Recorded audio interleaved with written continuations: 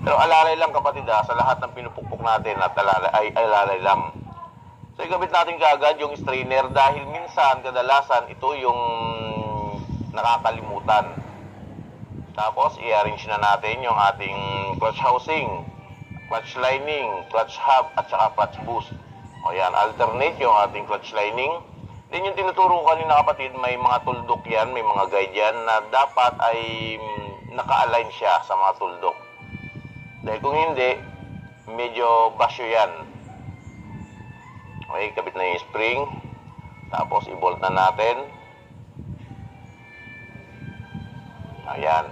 So hindi pa yan kapatid mahigpit maluwag pa yan. Kasi i-arrange pa natin yung ating clutch lining sa ating clutch housing. So kailangan medyo maluwag lang yan siya para maiikot-ikot mo pa. Yon. Pag pumasok na ng ganon, pwede mo nang ipitan yung bolt. Ayan. Pero alalay lang kapatid dapat alternate yung paghigpit ninyo ng bolt dahil nababasag po yung higpitan natin yan. Okay. Then, okay na yan. Pwede na natin tanggalin. At ang kasunod niyan kapatid ay yung dalawang collar ng ating clutch housing. Yung isang mataba at saka isang mapayat. At yung pin ng ating gear para sa ating oil pump. Ayan, medyo ingatan lang natin kapatid dahil minsan nawawala yan, nami-misplace dahil sa sobrang liit ng pyesa na yan. Then ilagay natin yung gear para sa ating oil pump. Bago natin ikabit yung oil pump kapatid, dapat mayroong collar. Dalawang collar po niyan, yung isa hindi na nakita sa video pero nandoon sa gawing nakatago sa likod ng crankshaft. Yan, sa may dulo ng daliri ko. May 10 mm po yung ulo ng bolt natin dyan, ng nut, ng bolt yung ulo ng bolt.